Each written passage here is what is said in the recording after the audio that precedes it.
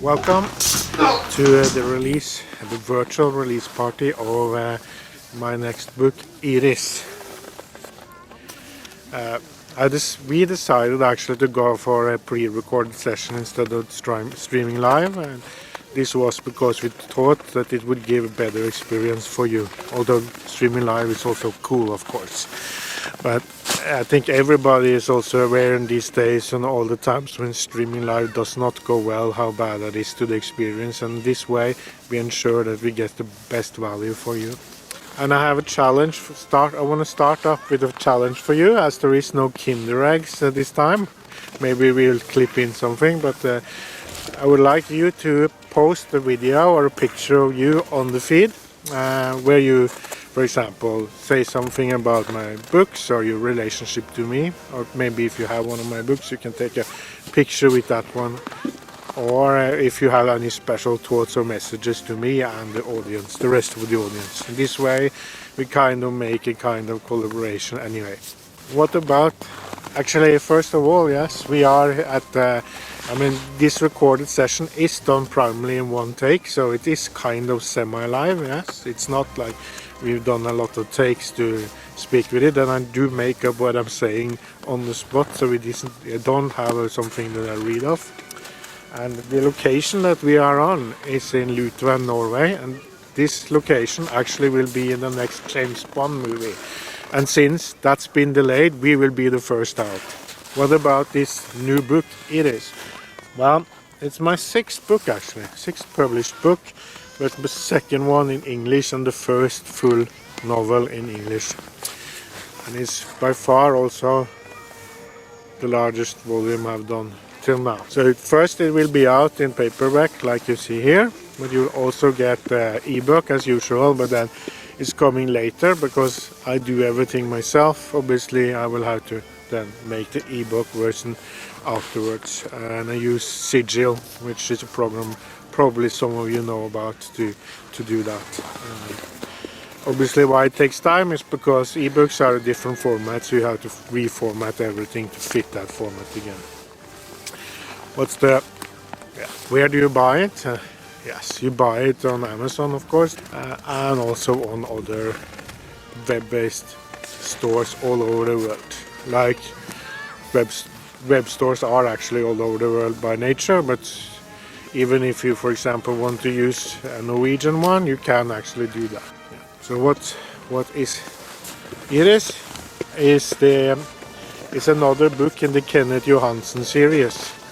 For those that have read some more works before, knows that Kenneth Johansen is my kind of private detective special investigator, depending on where you meet him in the timeline. And he's a kind of nobody in reality. He isn't good at anything except getting himself drunk. And one can obviously argue if that is a skill or not, but that's what he does. And we meet him again here is probably the worst period of his career actually. This is probably his lowdown. So of course we have to write about that, because we are going to see him going from low to even lower. So this book is dark. It's the darkest book yet, even darker than Mørket Håpet, Darkness Hope, as this is really... of course, my writing isn't about promoting that darkness in life, but actually the opposite, to see that there are good things in life even if things are hopeless. And that's why it will have to be another book later on. So this is the second last book of Kenneth Johansen universe as planned of yet. And the next one will also be dark, but obviously then I will try to make it all hopefully go well in the end. Who knows? Or maybe it does here as well. Who knows what happens.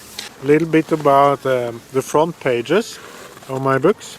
So some while ago I was contacted by Bold Books, which I have to admit I'm a little bit disappointed by them, but Bold Books contacted me about the front pages of my books, right? And they said, we've noticed that your books are a little bit amateurish. I mean, the front pages of your books are a little bit amateurish, and we would like to help you making better front pages. But then you have really misunderstood it, because these front pages, as you see here, are not your normal. Someone really wants to be in the party. Welcome to the party, pal.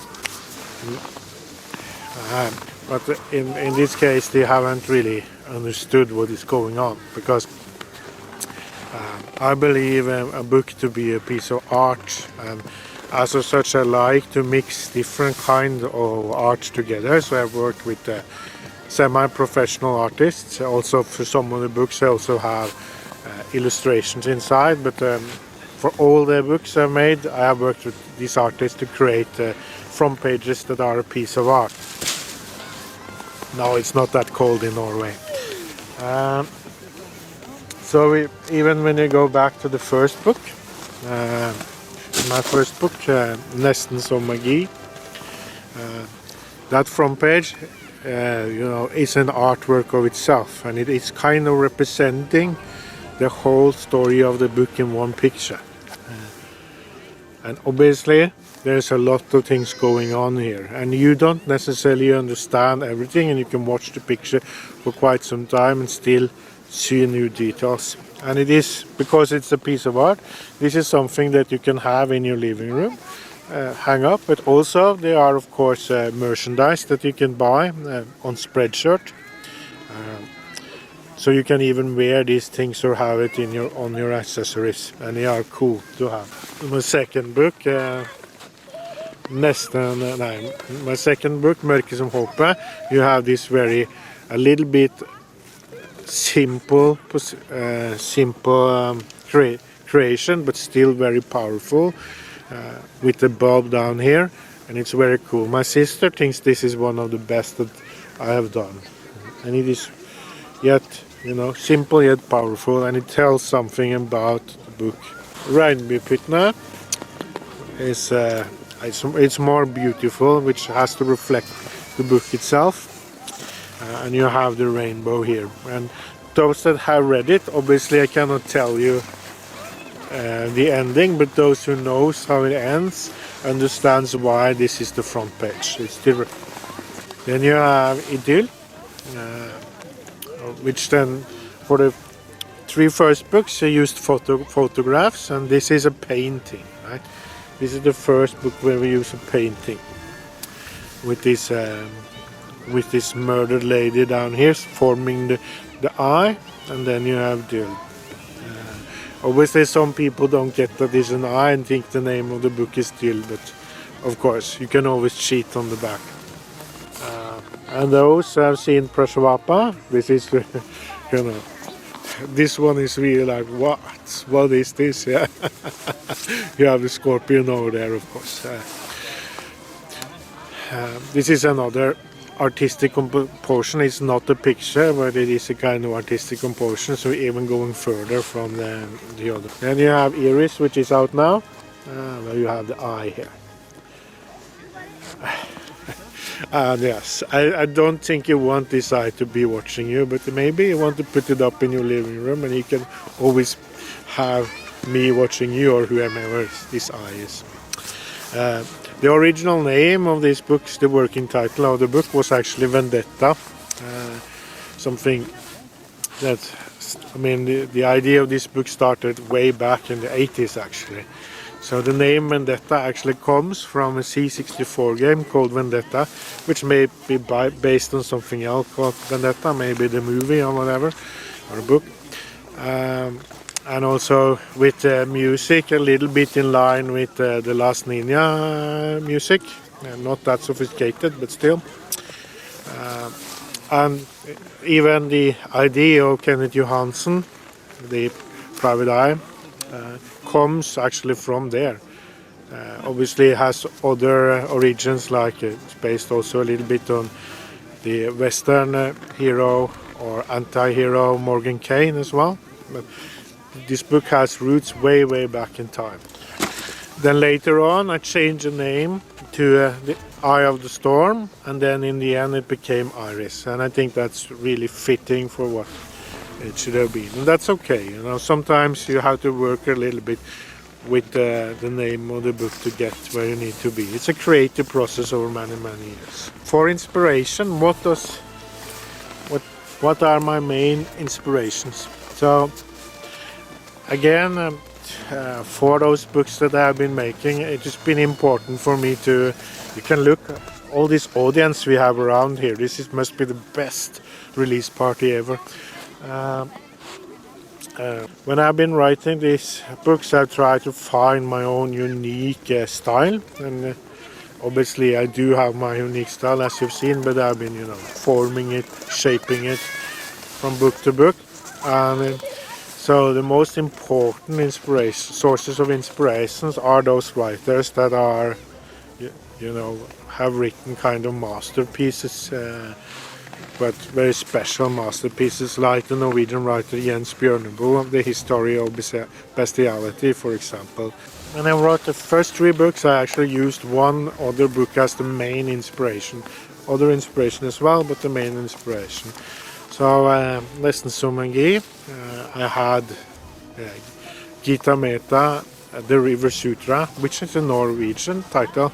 It's called The Silence Between Tones, actually. So it's a very nice Norwegian title, even if it has nothing to do with the River Sutra. You can translate the title to anything you like.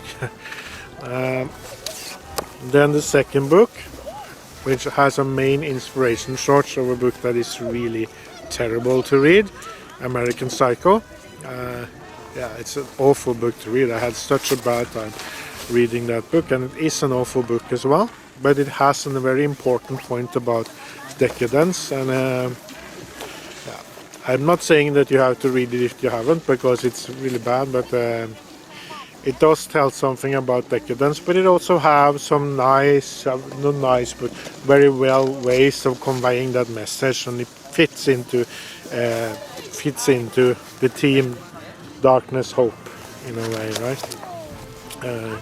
So a little bit more positive ending than in American Psycho. And the third one, Regnbuepyttene, yes, The Alchemist, of course. Then later on, from the fourth book and so on, I stopped using main sources of inspiration, because I could use my own, of course. But still, that's kind of inspiration sources I have. Other important books are, of course, like Hermann Hesse, Siddhartha, and so on. And my brother had a very interesting conversation with me around Christmas, around some of these books, because these are books that, I typically read in my youth or young adulthood, and he did as well, and that's probably when they have the most impact. So some books, some of these classics should really be read when you are forming yourself to be a man or woman, to be an adult, because that's where it makes most impact on you. And probably some of my books are similar, that you should be read at that time, because what happens when you get an old fart like me, or worse, is that you've seen so much of the world, and you don't, it's harder to make that dent into our soul, I guess, even though it's always possible. My production is obviously low-key. This is indie book production. I do a lot of the work myself, but I work together with a little team that are supporting me. Mostly do this work for free. So it's, people do it to be friendly with me, or because they believe in the work we're doing, which actually helps. And that's why I actually went from my first book, when I was on a small publisher, to doing self-publishing, was that actually when you work with people that believe in your work, rather than a small publisher that maybe doesn't, you actually have some kind of buy-in from these people to make what you do better. Not anywhere near like what you could do with a high-grade publisher, but still better than with a small-time publisher, I would say, anyway. Yet, of course, that means that the people that do it have to use their spare time, because there isn't anything in it, so timelines always shift to the right. In Iris, I've increased my team a little bit, and I hope to do further for my next book. in the opening pages of the book, it is said who you see who is the team, who the team is, and it's important to give them a little bit of credit as well. I'm not going to say all the names out here because obviously not all of them want to have a lot of publicity. They have, people's hunger for publicity is different. So yes, give them credit, but it's up to them if they want to be in the feed or not. So I write because I had a dream about writing when I was young, and I keep writing even when I've been published a few times because I believe that I have a voice with something to share with you.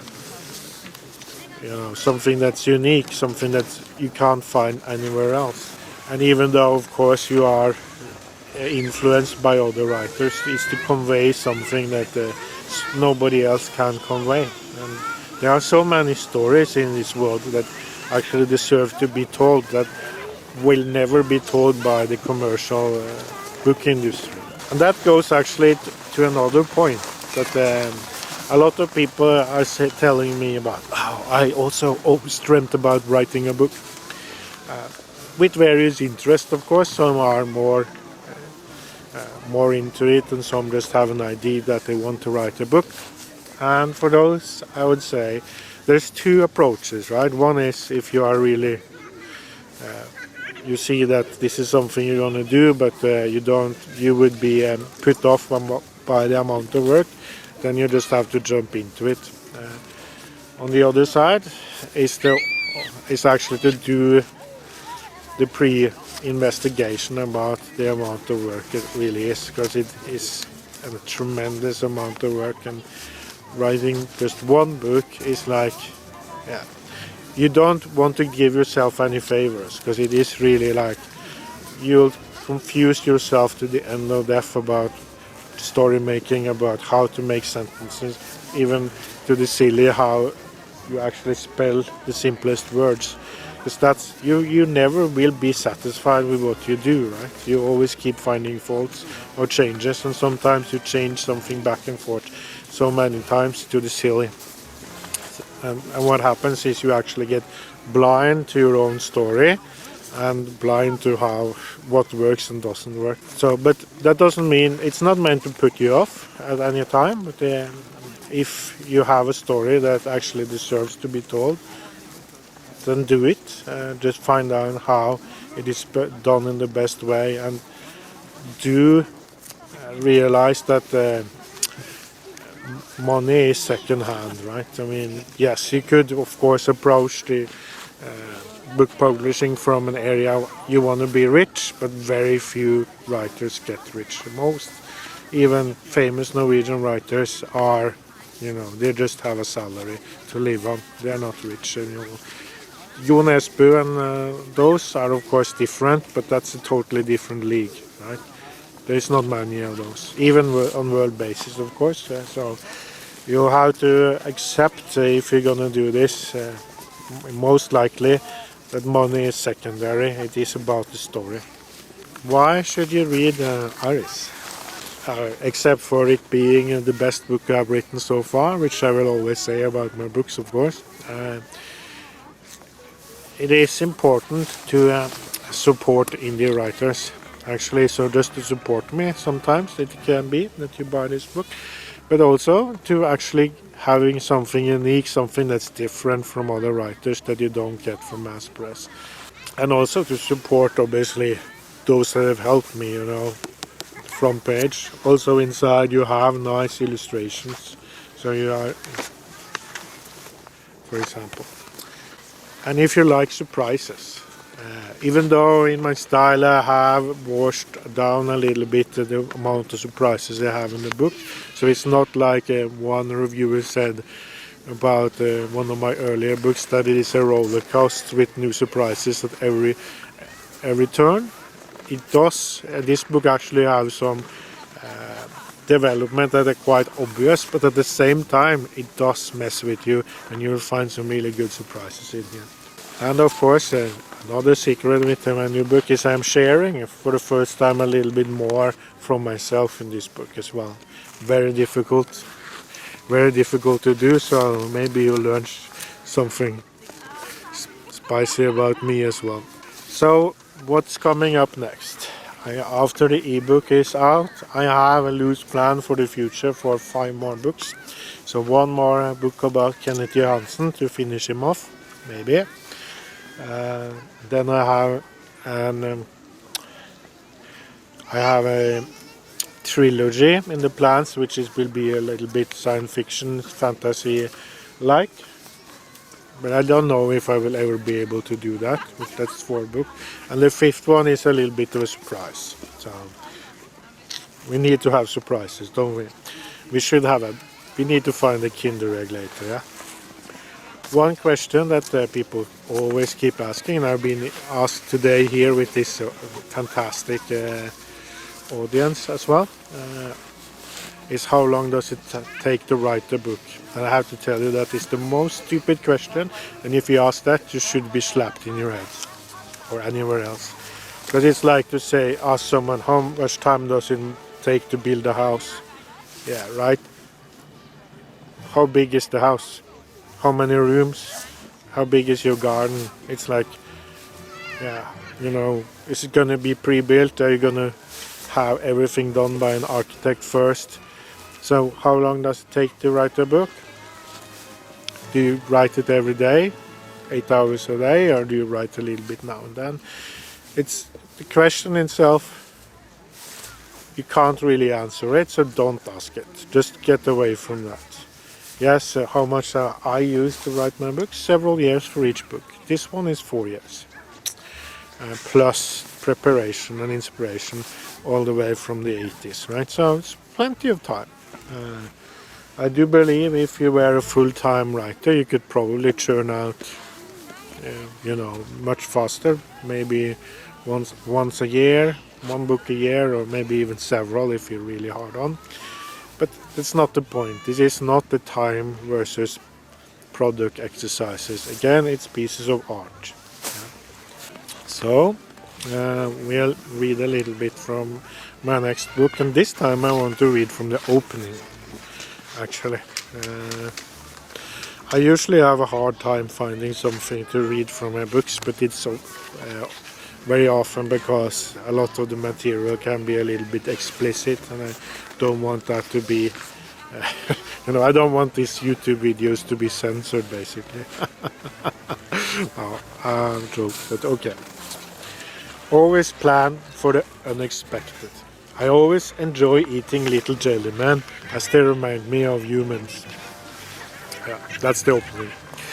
A steady flow of monotone rhythms, hitting them while the fairy tale landscape slouched past in a forever-ending, half-dreaming stream. Laughter, questions and lies. Interesting stories about ancient menaces reaching out into the empty dark. They exist for real. Peering into her eyes, he nearly fell into them, deep oceans that wanted to reach out and grab him, similar eyes he had seen in women in love. But this could not be love, desire, but why? Yes, they do. We do not see them that often. Unlike us, they arise in the night, and they live inside the mountain. Look to the right here. The mountain. Several are probably sleeping inside it as we speak. Trolls, that is so funny. I fancy trolls.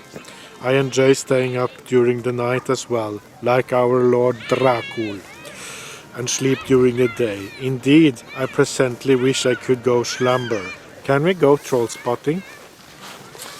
She slurred ghoulishly on the eye in Dracula, snuggled up in her seat facing in his direction for a short while, then turned towards the window, peering for the trolls. Was it an invitation? A secret code he should understand? And just say yes. We do not want to disturb them while napping. They are quite a batty bunch. You get hit by a troll once, you will turn into a very flat pancake. During the weekend, he had celebrated his 40th with a childhood best mate. He wondered, unsure, if he was pleased to meet him again after all these years, or awkward because they no longer had anything to share. Alcohol was the cure, silly words, meanings, politics, bragging, gestures filled the party. 100 crazy drunk people celebrating, trying to ignore and forget the truth. That they now were hitting midlife crisis. Middle age is best left in history, not as everybody's conqueror. Sunday morning at 10 o'clock, still partying, only the hard bunch still up. They start smelling the coffee. They drained 3 liters of coffee. An epic hangover, the worst on the life calendar yet. Was this what it meant to be middle-aged? Sunday, unable to move and unable to stay still, nor think, unable to return home in a timely fashion. He rescheduled for an early Monday train directly to work, betting on grumpy sleep on the way. Norwegian trains are fairy tales. They contain mysterious ways of interrupting your catnaps. Stuck in a 4-seater, only place free with a rather peculiar gang of unknown individuals. Opposite to him sat 2 gentlemen dressed as businessmen, clearly not fitting the role. Not a bunch of muscles either. They resembled kids, pretending to be mature grown-ups. Definitely not good-looking faces of the incognito hiding a threat. If you do not behave, we will mess you up. It did not add up. To his right was a beautiful young woman in a passion-fruit orange dress with plenty of space to bring the cleavage into focus. Turquoise and jade jewelry building up the color castle. Red-orange lip gloss and dashes of makeup to draw him into her face, profoundly into her eyes. He adored her. He instantly understood that it was him that wanted her. Adorable. I am not frightened to disturb them. In fact, it could be thoroughly an amazing experience. She had turned towards him anew. Was it another warning? He decided to ignore it and seek to bring the conversation flowing again. Even though humans and trolls don't go well together, we live side by side, in some kind of harmony. Inside the mountains, the troll possesses full societies where they, besides working and struggling to get by, have a deep investment in a variety of senses of mountain culture. For example, their music is claimed to be magical wonderful. She put her right hand above his left.